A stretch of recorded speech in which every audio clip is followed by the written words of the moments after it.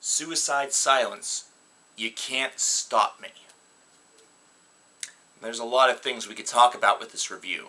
A lot of things that have actually something to do with the music, but really don't exactly have a place whenever it comes to talking about this album. We could talk about whether or not Eddie from All Shall Perish, who replaced Mitch Lucker, is a better vocalist than Mitch. We could do that. That's something we could do. But I really think that's not something that needs to be done. That's something that you do whenever both parties, both individuals that are mentioned, are still with us on this earthly plane. Mitch no longer is. So out of respect, I think we also need to understand that both are very different vocalists, now performing with the same band. One could say Mitch in spirit. And it's true, considering there's a track on this album, in fact the self-titled track off of this album, was one of the last things that was penned by Mitch before his tragic death on November the 1st of 2012. So how do we exactly approach this album?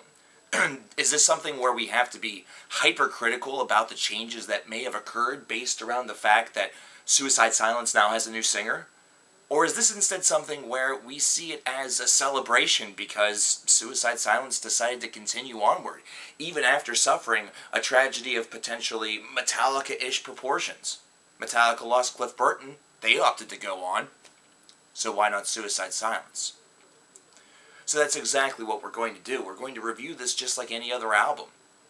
We were going to do that anyway, but the intro needed to be said as well. You Can't Stop Me.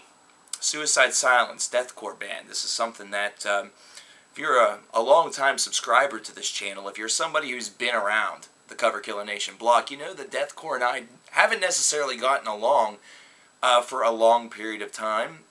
But you also know, if you've been a subscriber who's watched videos from the last week, that I'm not above and I'm not below, or I'm not something, some cardinal direction, actually giving deathcore its props whenever it is done well.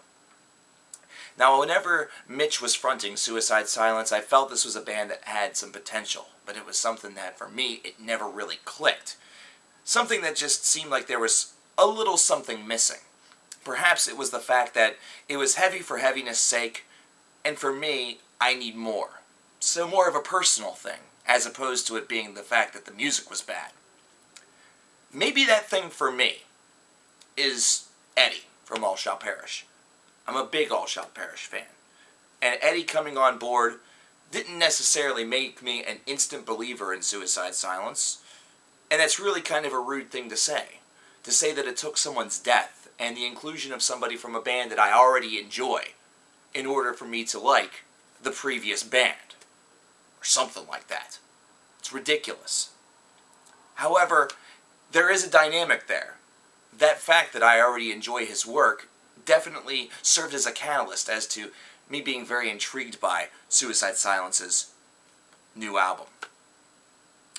You Can't Stop Me is definitely a disc that, at 40 minutes in length, is not nearly as ambitious as the Chelsea Grin's new album.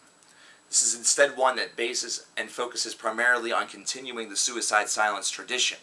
Something where they're unwavering from their style of music, and in fact, if anything, they're trying to build and make it a little bit more dynamic. The one thing that I feel has happened here is that the deathcore style, after a couple of albums, at times can feel a little bit flat, but is rejuvenated whenever somebody new comes to the fold with a couple of fresh ideas. I feel this album has that spark. It's almost like this is a band that is performing in all cylinders, but also have the aid from perhaps Mitch from above, if you're a believer of that sort of thing, or perhaps even Mitch from below, if you'd rather see it that way. It's something where there just seems to be an energy on this record that is very difficult to describe. One that definitely feels as though it's a spark that kind of keeps the candle lit after it seems as though it's been extinguished. I feel that this album has a really nice flow to it. There's a lot of balance, and with inclusions of individuals like George Corpsegrinder Fisher doing some guest vocal help, you can definitely tell that there's going to be a supercharge element on that track. I feel that the music is pretty strongly based. It's something that deathcore to me will still and maintains itself as getting very monotonous by the end of the album. But at 40 minutes in length, this is not something where the welcome is necessarily completely overstayed. It is, however, one that gets a little bit tiring near the ending, and that's simply because I'm an individual that enjoys deviation. But I can also understand and respect the songwriting. I can respect the fact that they're going for a very brutal sound. They're going for something that's very calculated. It has a sinister sneer to it. It has elements to all of the elements of brutal metal that we here on this channel enjoy. So there's a lot of respect that can be paid there. The vocal upgrade, holy shit. But then again, this was something I knew was coming. It's something where Eddie brings a completely different palette to the table than Mitch did. You can't exactly compare apples to oranges, because apples are still apples, and oranges are still oranges. You can't necessarily state that this album was made better because of the fact that Eddie was on vocals and Mitch wasn't. Once again, it gets back to our initial argument. That's kind of fucked up. But I will say that his inclusion on the vocals makes this album feel a lot more rich. It gives it a nice dynamisy. It definitely makes me feel like with continued evolution, this band could actually do a whole heck of a lot more. And really, this album was just scratching the surface of their abilities to write with Eddie. And I definitely like what I heard. Overall, I feel this album has a pretty decent balance to it. And this is one that, it's kind of like those baby steps that we see with other albums. Like, for example, the Black Dahlia Murder. A couple of years ago, I said, check out the next album. That's going to be the killer. And then Ritual came out and was a killer. I feel that this one is going to be a killer for one reason, and that's the fact that it's the first post-Mitch album. So there's going to be heavy criticism, but at the same time, it's still a bit of a celebration point.